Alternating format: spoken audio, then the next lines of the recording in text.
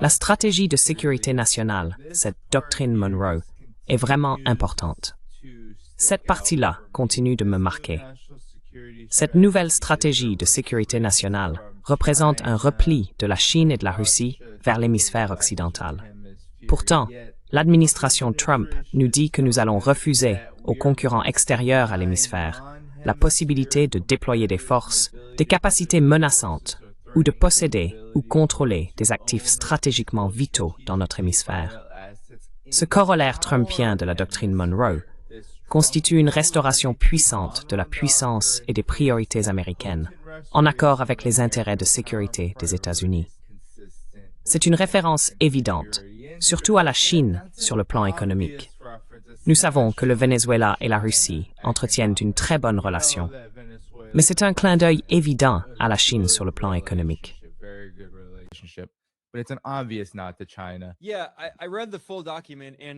Oui, j'ai lu le document en entier, et il clarifie plusieurs points. D'abord, ils reconnaissent qu'à court terme, ils ne peuvent pas mener une guerre contre la Chine. Ce qu'ils ne mentionnent pas dans le rapport, c'est que l'armée américaine a réalisé de nombreux jeux de guerre, et dans pratiquement tous les scénarios, elle perd, ou dans le meilleur des cas, les deux camps perdent.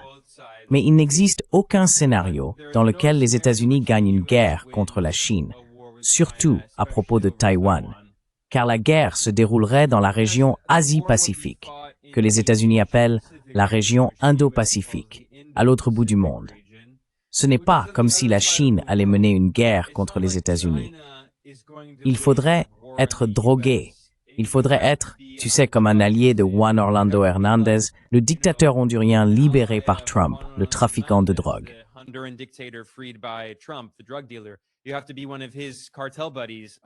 Il faudrait être l'un de ses amis du cartel sous l'emprise de la drogue pour croire à de telles absurdités.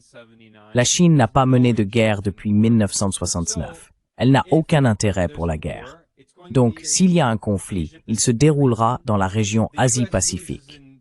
Les États-Unis perdent dans à peu près tous les scénarios. Désormais, les États-Unis reconnaissent qu'à court terme, ils doivent se découpler de la Chine, déplacer les chaînes d'approvisionnement hors de la région, car elles seraient détruites en cas de guerre. La stratégie américaine consiste à essayer de transférer ces chaînes d'approvisionnement vers l'Amérique latine ou les Amériques dans leur ensemble et à les faire dominer par des entreprises américaines plutôt que chinoises. Ensuite, la stratégie des États-Unis est de couper toute relation dans les Amériques avec la Chine et également avec la Russie.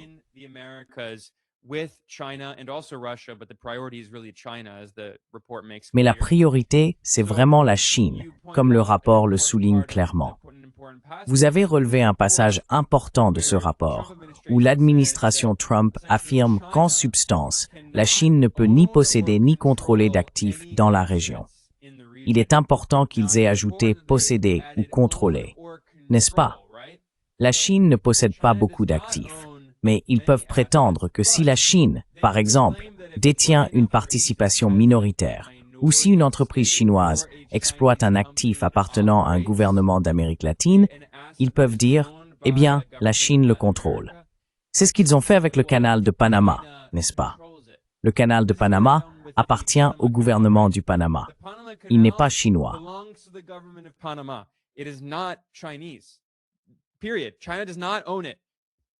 Point final. La Chine ne le possède pas. Mais ils peuvent dire qu'elle le contrôle peut-être, soi-disant, parce qu'une entreprise de Hong Kong aide à exploiter des ports des deux côtés du canal de Panama, même si, encore une fois, il appartient au gouvernement panaméen. Ils ont des entrepreneurs chinois qui participent à la gestion des ports. Donc, encore une fois, cette stratégie consiste à couper toutes les relations importantes avec la Chine et, dans une moindre mesure, avec la Russie. La Russie n'a pas vraiment beaucoup de relations avec l'Amérique latine. Nous avons parlé du Venezuela. La Russie entretient de bonnes relations avec le Venezuela, Cuba et le Nicaragua. Mais, à part cela, les liens de la Russie avec l'Amérique latine ne sont pas très profonds.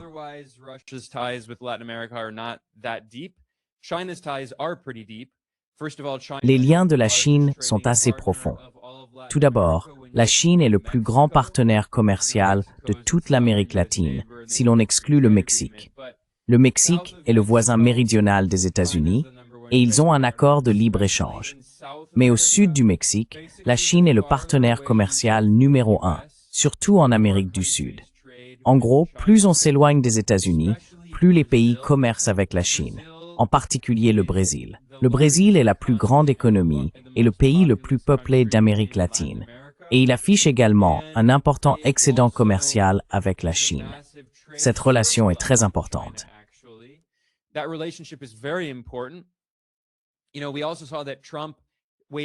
Vous savez, nous avons également vu que Trump a mené cette guerre commerciale contre la Chine. Ce qui s'est passé, c'est que la Chine, en réponse, en légitime défense, a dû faire face à ces droits de douane très élevés que Trump avait commencé à imposer, atteignant jusqu'à 140% sur les produits chinois. La Chine a donc réagi en restreignant les importations de produits américains, comme le soja, par exemple, ce qui a nui aux agriculteurs américains, qui constituent une base électorale importante pour Trump. En conséquence, la Chine a commencé à importer davantage de soja d'Argentine et du Brésil. Le Brésil aussi, eh bien, les États-Unis et le Brésil exportent beaucoup des mêmes produits. Les États-Unis sont le plus grand exportateur mondial de pétrole.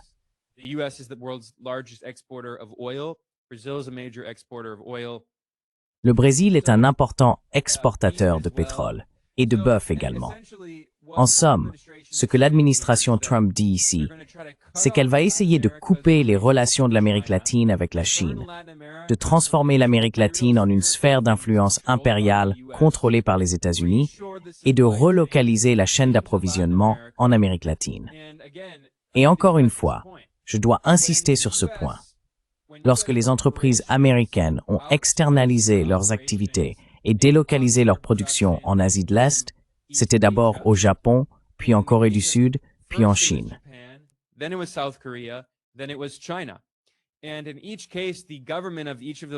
Et dans chaque cas, le gouvernement de ces pays avait une politique industrielle, des efforts de planification concertés pour développer leur propre production locale avec leurs propres entreprises.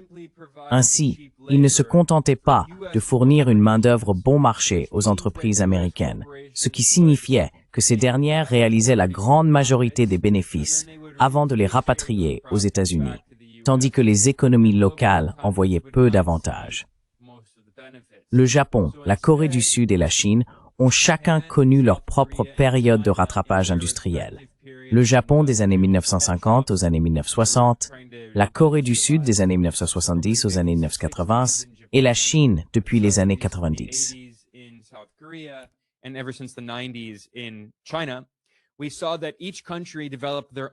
Nous avons constaté que chaque pays a développé sa propre production locale avec ses propres entreprises, de sorte qu'il ne dépendait plus des sociétés américaines. Ce que les États-Unis veulent faire maintenant, c'est retirer leur chaîne d'approvisionnement et leur production de Chine pour les relocaliser en Amérique latine, mais empêcher les pays latino-américains de faire de même. Les maintenir piégés au bas de la chaîne d'approvisionnement, au bas de la division du travail, avec des entreprises américaines exploitant la main-d'œuvre latino-américaine bon marché, versant des salaires très bas, puis renversant tout gouvernement indépendant dans la région qui tenterait réellement de mener une politique industrielle ou une voie autonome. En somme, traiter toute la région comme un vaste avant-poste néocolonial de l'Empire américain.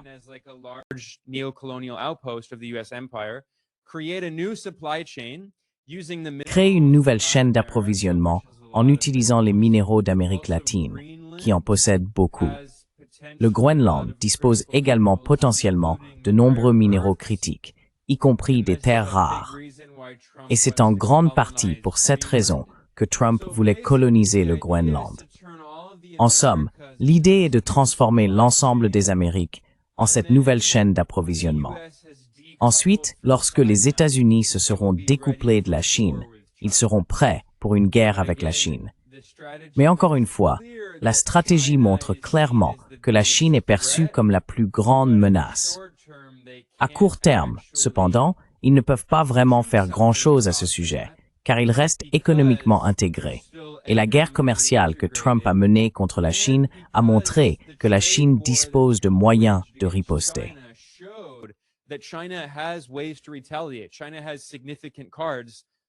La Chine dispose d'un levier considérable, comme lorsqu'elle a restreint l'exportation de terres rares vers les États-Unis.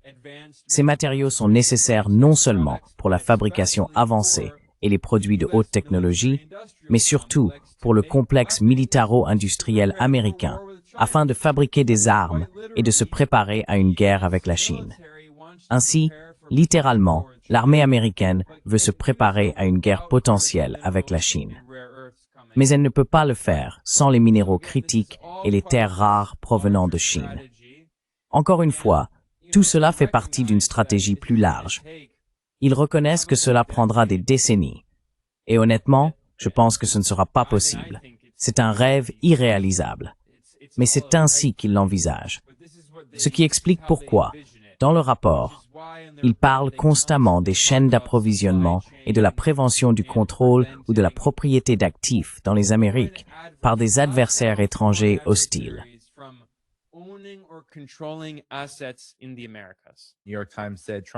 Le New York Times a déclaré que la stratégie de sécurité de Trump est axée sur le profit et non sur la promotion de la démocratie. Sa nouvelle stratégie de sécurité décrit un pays concentré sur les affaires et la réduction de la migration, tout en évitant de porter des jugements sur les autres. Oh mon Dieu!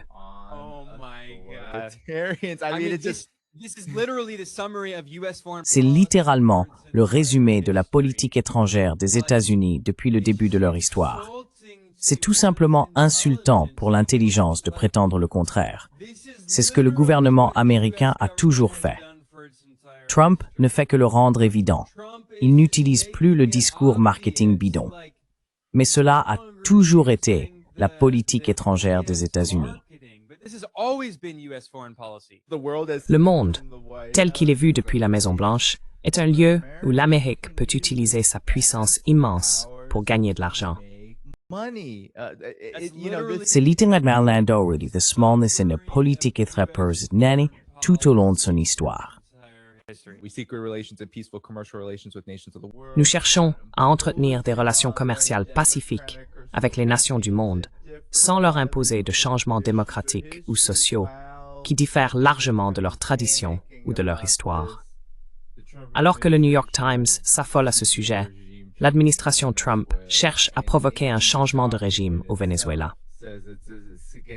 Et le document lui-même indique qu'il s'agit essentiellement d'affirmer son pouvoir afin d'exercer une domination totale sur les marchés. Il contient beaucoup de rhétorique grandiloquente, affirmant que l'intérêt fondamental des États-Unis est la normalisation des relations avec la Russie. Il ne considère pas la Chine comme un pur concurrent, mais simplement comme un concurrent économique.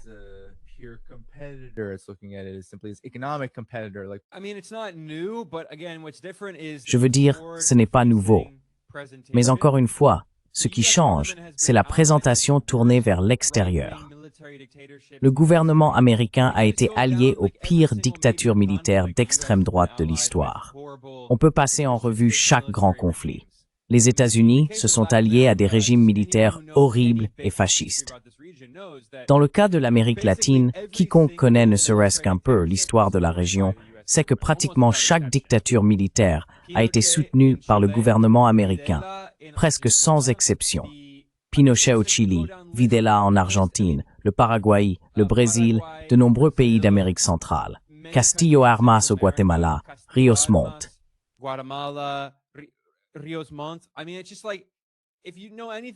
Je veux dire, c'est juste que, si tu connais un peu cette région, tu sais que le gouvernement américain a renversé des dizaines de gouvernements démocratiquement élus et installé des régimes de droite, généralement des juntes militaires que les États-Unis ont soutenues.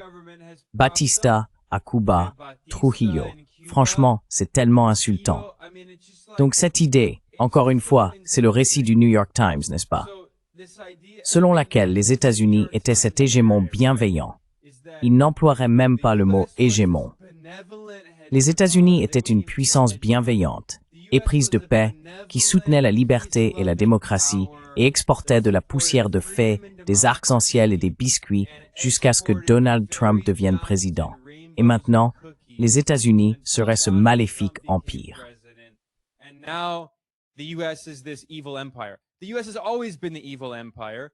Les États-Unis ont toujours été l'empire du mal. Trump a simplement fait tomber le masque et cessé d'utiliser le marketing enfantin que ces néolibéraux du New York Times utilisaient pour se rassurer le soir afin de mieux dormir, pour justifier le fait qu'ils aidaient l'Empire à légitimer ces guerres impériales qui ont tué des millions de personnes. En Irak, en Syrie, au Yémen, en Libye, à Gaza, la liste est longue. Et maintenant le Venezuela. Honnêtement, je ne vois donc pas de rupture significative dans la politique étrangère de l'administration Trump. La rhétorique est un peu différente, certes, mais on peut même voir sous Biden que cela allait déjà dans cette direction. On peut remonter jusqu'à Obama, non?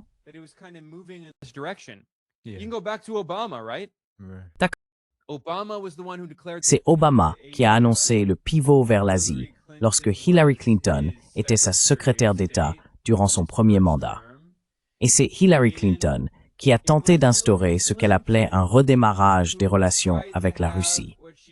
Elle a rencontré Sergei Lavrov, le ministre russe des Affaires étrangères. Elle avait le bouton, non? Oui, ils avaient le bouton rouge qu'ils ont mal traduit. Car encore une fois, les personnes qui dirigent le gouvernement américain ne sont en réalité pas aussi compétentes ou informées qu'on le pense. Leurs experts de la Russie n'ont même pas su traduire un mot correctement. Ils ont donc essayé de relancer les relations avec la Russie tout en se préparant à une nouvelle guerre froide avec la Chine, pour isoler la Chine. Et puis, pour diverses raisons, cela ne s'est pas produit, surtout à cause du coup d'État soutenu par les États-Unis en Ukraine en 2014. Cela a déclenché la guerre que nous voyons aujourd'hui en Ukraine, qui a commencé en 2014 avec le coup d'État américain.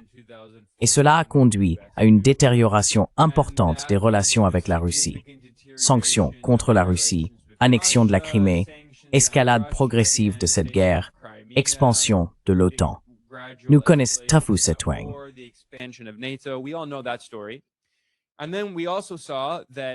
Et puis, nous avons également constaté que la stratégie des États-Unis visant à renverser les gouvernements indépendants en Asie occidentale, ce qu'ils appellent le Moyen-Orient, ne s'est pas déroulée comme ils l'avaient espéré.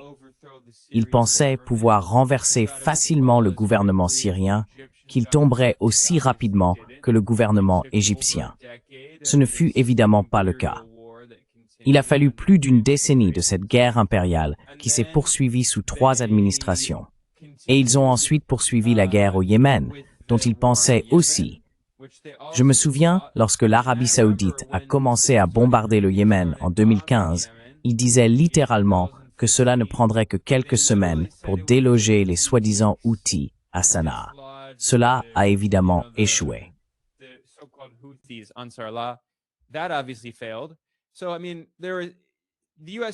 Je veux dire, l'Empire américain fixe toujours ses objectifs, et il ne les atteint souvent pas. L'Empire américain n'a vraiment réussi qu'à brutaliser de petits pays comme le Panama en 1989, la Grenade en 1983 et la Yougoslavie dans les années 1990. Ce sont des pays relativement petits. L'Irak est un pays plus grand, les États-Unis y ont en quelque sorte échoué, mais au moins ils ont renversé le gouvernement.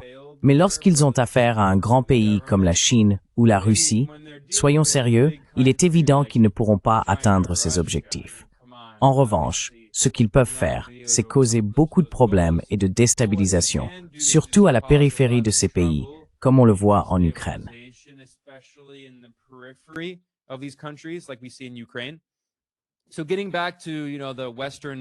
Donc, pour revenir au récit des médias occidentaux à propos de cette stratégie de sécurité nationale, ils sont encore sous le choc du fait que les États-Unis se retirent progressivement de l'Europe.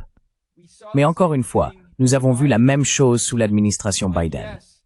Oui, l'administration Biden a évidemment inondé l'Ukraine d'armes afin de continuer à soutenir ce régime dans la guerre par procuration contre la Russie. Mais elle a également clairement indiqué que sa priorité se déplaçait vers la région Asie-Pacifique afin de se préparer à un conflit avec la Chine. C'est un fil conducteur qui se poursuit depuis l'administration Obama, à travers les 2 mandats d'Obama, puis Trump, ensuite Biden, et maintenant à nouveau Trump.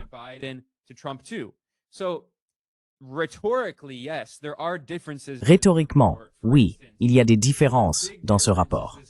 Par exemple, une grande différence, c'est cette absurdité de guerre culturelle dont on nous rabat sans cesse les oreilles, aussi bien par les républicains que par les démocrates, mais surtout par les républicains.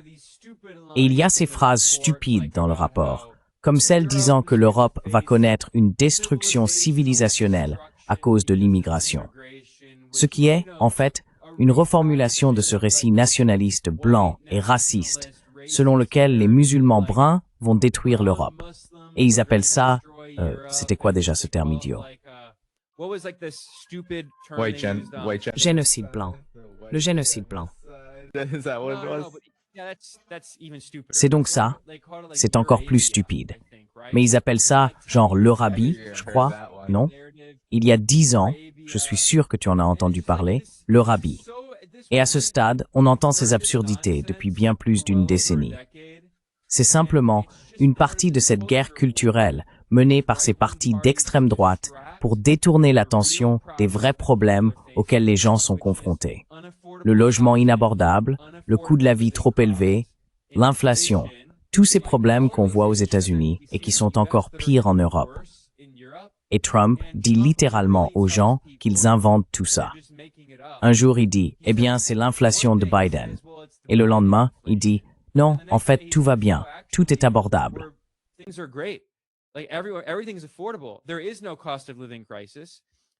n'y a pas de crise du coût de la vie. Pendant ce temps, les inégalités explosent. Les oligarques milliardaires deviennent de plus en plus riches. Et nous voyons dans toutes ces sociétés occidentales depuis l'ère néolibérale du capitalisme, avec la destruction complète de la capacité de l'État, la privatisation de tout et la déréglementation du secteur financier, l'appauvrissement de la classe ouvrière. Une petite poignée d'oligarques d'entreprises se sont enrichis encore et encore, exploitant la société, contrôlant le système politique et achetant les politiciens. Il n'y a plus d'investissement public, l'éducation s'effondre et la santé n'est plus financée. Alors, que font-ils? Ils prennent simplement les immigrés pour boucs émissaires. C'est la même vieille stratégie éculée.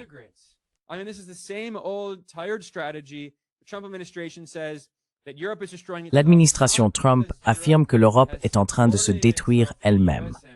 Non pas parce qu'elle s'est subordonnée à l'Empire américain, qu'elle a coupé l'accès à l'énergie russe et qu'elle antagonise désormais la Chine, l'un de ses principaux partenaires commerciaux. L'Europe continue également de se subordonner aux États-Unis à un moment où ces derniers l'attaquent publiquement. Joseph Borrell, le chef de facto de la politique étrangère européenne, a été interrogé à propos de ce rapport, et c'est comme s'il se livrait à une forme d'auto-flagellation. Il a répondu, « Notre relation avec les États-Unis est notre relation la plus importante, et nous restons déterminés à approfondir notre partenariat avec eux.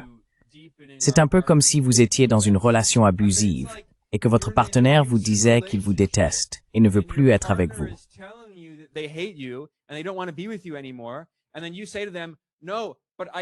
Et puis tu leur dis, non, mais je ne peux pas vivre sans toi. Je dois continuer avec toi. C'est ce que l'Europe est en train de faire à elle-même. Et ensuite, les États-Unis disent que c'est à cause des immigrés, que c'est à cause des musulmans. Encore une fois, c'est juste la stupidité de tout cela.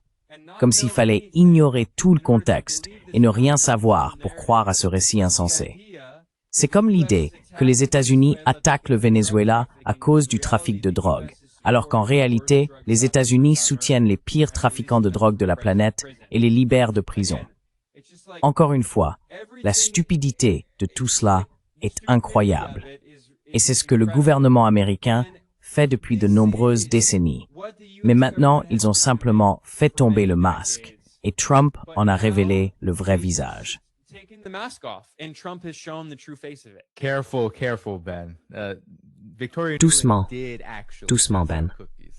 Victoria Nuland a effectivement distribué des cookies. Donc il y a peut-être quelque chose à creuser là-dedans. Ce que les États-Unis faisaient avant Trump, c'était essentiellement distribuer des cookies et colorier des arcs-en-ciel parcourant le monde pour répandre les démocraties les plus joyeuses. Mais oui, non. Je veux dire, c'est absolument absurde ce qui se passe. Mais tu sais, Ben, je suis curieux d'avoir ton avis là-dessus. Parce que tu as mentionné plus tôt que les États-Unis ont souvent du mal avec les grands pays. En ce moment, cette stratégie de sécurité nationale dit en substance qu'avec la Russie et la Chine, il ne peut pas y avoir de grande guerre, même s'ils se tournent vers d'autres régions comme l'Amérique latine, où isoler la Chine en fait une grande partie. Mais est-ce que les États-Unis ne sous-estiment pas actuellement la souveraineté du Venezuela?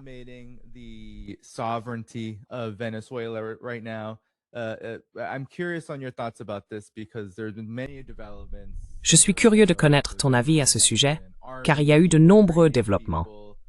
Je sais que le gouvernement a armé des gens, formé des gens. Il y a évidemment un certain niveau de confiance. Je veux dire, il y a des gens qui dansent sur cette chanson que nous avons passée plus tôt. Je peux la retrouver très rapidement.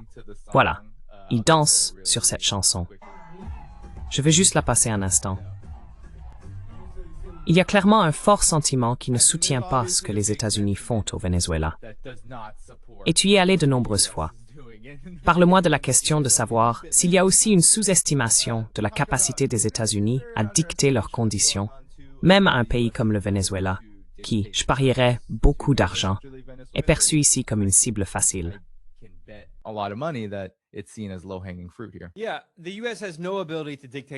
Oui, les États-Unis n'ont aucune capacité à dicter leurs conditions au Venezuela. C'est pourquoi ils en sont réduits à des menaces et des attaques militaires. En ce qui concerne la situation là-bas, un pays où je suis allé de nombreuses fois, où je parle couramment l'espagnol et où je reste en contact permanent avec les gens, la réalité est que, oui, le Venezuela est très divisé politiquement. Personne ne le conteste. Il y a certainement des gens qui détestent le gouvernement, mais il y en a aussi beaucoup qui le soutiennent fermement. Et même en dehors des opinions sur le gouvernement, de nombreux Vénézuéliens sont prêts à se battre pour leur pays, car ils perçoivent ces attaques américaines non seulement comme une tentative de renverser le gouvernement, ce qu'elles sont évidemment, mais aussi comme un effort visant à coloniser le Venezuela.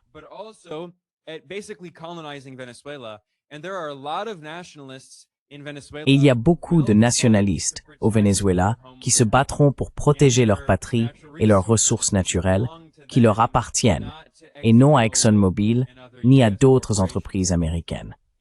En ce qui concerne la milice bolivarienne, cette milice populaire que le gouvernement a contribué à créer et à former, ce n'est pas nouveau en réalité. Je me souviens, lorsque j'étais au Venezuela en 2019, lors de la dernière tentative de coup d'État menée par Trump pendant son premier mandat, quand il a essayé d'imposer cette figure d'opposition de droite peu connue, Juan Guaidó, comme faux président intérimaire du Venezuela, alors même qu'il n'avait jamais participé à une élection présidentielle.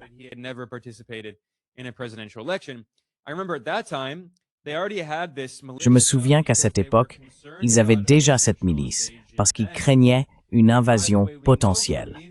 Et d'ailleurs, nous savons d'après les médias que Marco Rubio, même s'il ne faisait pas officiellement partie de la première administration Trump, le rencontrait parfois, lui donnait son avis et le conseillait.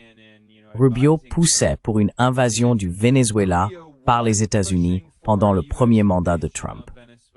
Nous savons donc évidemment qu'il milite à nouveau pour cela durant le second mandat de Trump, maintenant qu'il est la deuxième personne la plus puissante de l'administration Trump. Cette milice n'est pas nouvelle. C'est cette milice populaire bolivarienne qui existe depuis plusieurs années.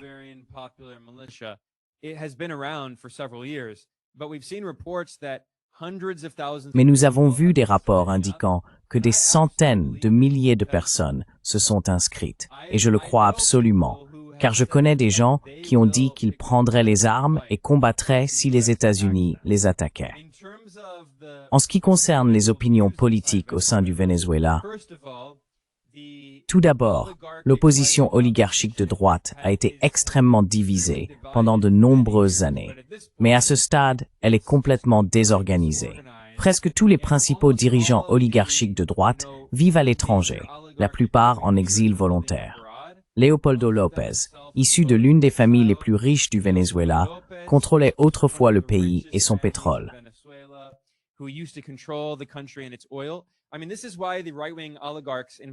Je veux dire, c'est pour cela que les oligarques de droite au Venezuela sont si extrêmes, si violents et si disposés à utiliser n'importe quel moyen, y compris la guerre et les invasions américaines, pour renverser le gouvernement.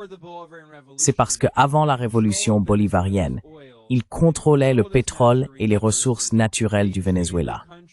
Ils traitaient le pays comme leur tirelire personnel et étaient extrêmement riches grâce à cela. Pas grâce au travail acharné, ni à l'entrepreneuriat ou à l'innovation, rien de tout cela. Vous savez, le Venezuela était un État pétrolier depuis 100 ans, avant même la naissance d'Hugo Chávez. Et avant le début de la révolution bolivarienne, lorsque Chávez est devenu président, par des élections démocratiques en 1999. Avant cela.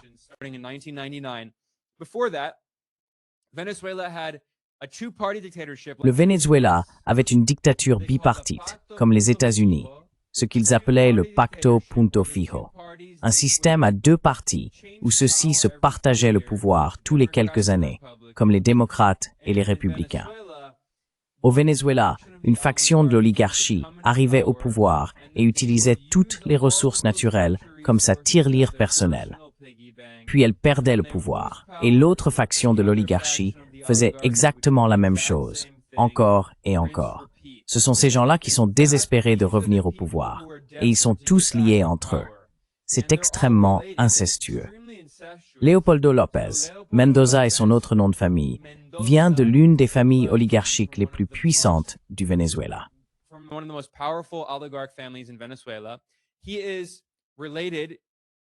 Il est apparenté, il est le cousin de la famille Halvorsen, une autre famille oligarchique très influente dans la politique américaine. Thor Halvorsen dirige cette fausse organisation de défense des droits de l'homme qui a collaboré avec l'administration Trump. Et puis, tu as mentionné María Corina Machado. Elle serait très probablement la dirigeante de facto du Venezuela si les États-Unis parvenaient à renverser le gouvernement vénézuélien.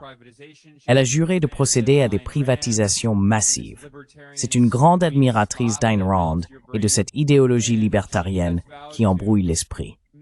Elle a promis de tout privatiser au Venezuela, ce qu'elle estime valoir 1,7 billion de dollars. Et elle est aussi la cousine d'une autre famille oligarchique, notamment la famille Neumann.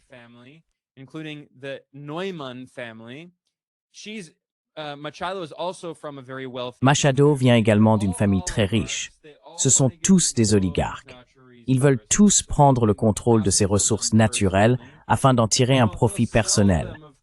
Vous savez, ils les vendront bien sûr à ExxonMobil et à Chevron, mais ils prendront ensuite, disons, une commission de 5% ou 10%.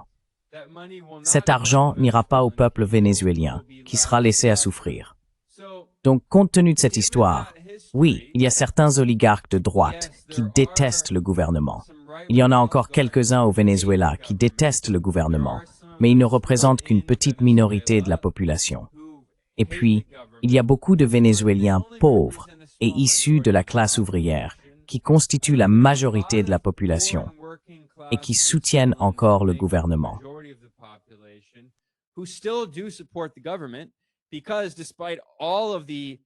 Parce que, malgré tous les nombreux problèmes survenus au Venezuela au cours de la dernière décennie, principalement à cause des sanctions et du blocus illégaux imposés par les États-Unis, qui ont privé le pays des revenus d'exportation tirés du pétrole. Selon la principale experte de l'ONU sur les sanctions, Alena Douhan, le gouvernement vénézuélien a perdu 89% de ses revenus, car il était incapable d'exporter du pétrole et d'importer la technologie, la nafta et le pétrole brut léger dont il avait besoin, ainsi que les produits chimiques nécessaires pour traiter et raffiner son propre pétrole brut lourd au Venezuela. Cela l'a rendu pratiquement inutilisable.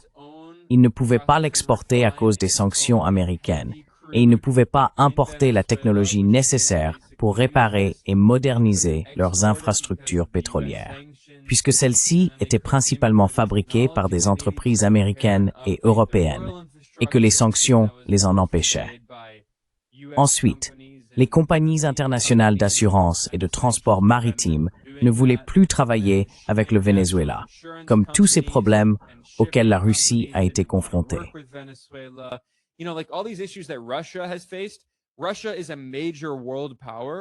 La Russie est une grande puissance mondiale. Elle a réussi à contourner les sanctions parce qu'en réalité, elle a montré qu'elle était trop importante pour être sanctionnée. En revanche, le principal partenaire commercial du Venezuela a toujours été historiquement les États-Unis, si bien que ces derniers étouffaient le pays. Pourtant, malgré cela, il existe encore un fort soutien au gouvernement parmi les Vénézuéliens pauvres et issus de la classe ouvrière, car c'est le seul gouvernement de toute l'histoire moderne du Venezuela qui leur rebat son soutien.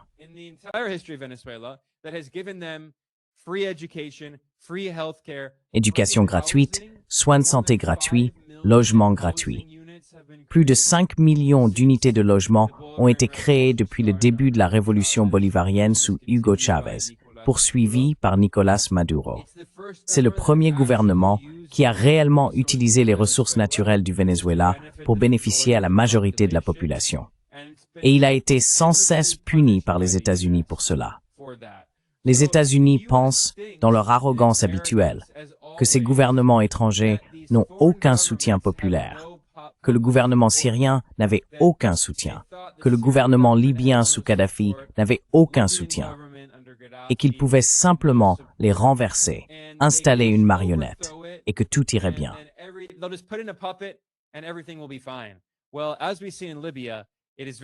Eh bien, comme nous le voyons en Libye, ce n'est absolument pas le cas. La Libye est toujours en guerre civile, une guerre que les États-Unis ont déclenchée avec leur intervention illégale de changement de régime menée par l'OTAN en 2011. Et ensuite, le gouvernement syrien a été renversé. Et regardez maintenant le désastre dans lequel se trouve la Syrie. Je veux dire, le pays est dirigé par l'ancien chef d'Al-Qaïda, qui faisait partie de l'État islamique, et qui est, vous savez, une marionnette de l'Occident. Et pourtant, il est détesté. Il n'a d'ailleurs pas été élu. C'est un dictateur. Donc les États-Unis ne se soucient absolument pas de la démocratie. Vous savez, Ahmad al-Shara, cet ancien chef d'Al-Qaïda en Syrie, pas une seule personne n'a voté pour lui.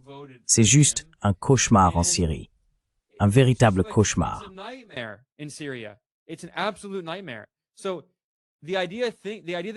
Donc, l'idée que les États-Unis se font, à savoir que le Venezuela deviendrait d'une manière ou d'une autre une grande utopie libertarienne, dirigée par des admirateurs d'Ayn Rand qui vendraient tout aux entreprises américaines. Il est en réalité très probable qu'on verrait un autre scénario à la libyenne ou à la syrienne, à la pointe nord de l'Amérique du Sud, en plein cœur des Caraïbes, tout près des États-Unis. Après que les États-Unis ont déstabilisé l'Afrique du Nord, les armes détenues par le gouvernement libyen se sont répandues dans toute la région, car les États-Unis avaient détruit l'État libyen. Tous ces groupes djihadistes salafistes ont eu accès à ces armes, qui se sont retrouvées entre les mains de Boko Haram et d'autres groupes extrémistes à travers l'Afrique. Pendant ce temps, en Syrie, la même chose s'est produite.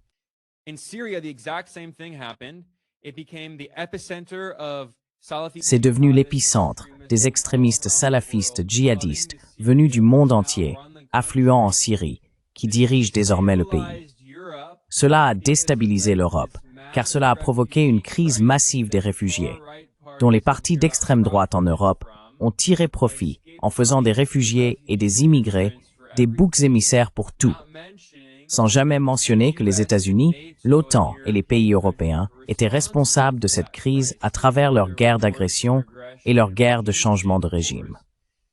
Aujourd'hui, les États-Unis, dans toute leur prétendue brillance, font la même chose dans ce qu'ils appellent eux-mêmes leur arrière-cour, selon leur rhétorique coloniale, dans ce qu'ils appellent leur propre hémisphère, selon cette même rhétorique coloniale.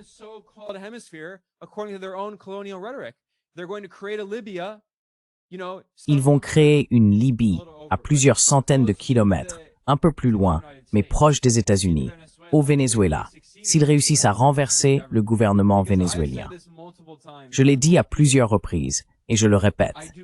Je pense qu'il est très peu probable que le gouvernement vénézuélien tombe, à moins que le gouvernement américain ne mène réellement une guerre directe, bombarde Caracas, détruise une partie importante des infrastructures, tue potentiellement Maduro, ce qui est une possibilité très réelle. C'est pourquoi je pense que Rubio pousse très fort dans ce sens, et je crois que Trump pourrait donner son feu vert à cela, parce que ce serait fou. Ça continuerait sans fin. Ouais. Ce serait une catastrophe. Tant de gens vont mourir à cause de ça. Ouais. Mais leur idée, c'est qu'après cela, ils installeront simplement Hermino González comme faux président, et la véritable présidente derrière lui serait María Corina Machado en tant que vice-présidente. Mais ce serait elle la véritable dirigeante. Vous savez, comme Dick Cheney était le vrai dirigeant, Bush n'était qu'une façade, un homme de marketing. Machado privatiserait tout. Les entreprises américaines rachèteraient tout. Le peuple vénézuélien resterait les bras croisés. Les Vénézuéliens pauvres et de la classe ouvrière accepteraient le fait que toutes leurs ressources soient vendues à ExxonMobil et aux sociétés minières américaines, et ils ne feraient rien. Non, il y aurait une guerre civile. Si les États-Unis assassinent Maduro et renversent le gouvernement vénézuélien, il y aura une guerre civile. Point final.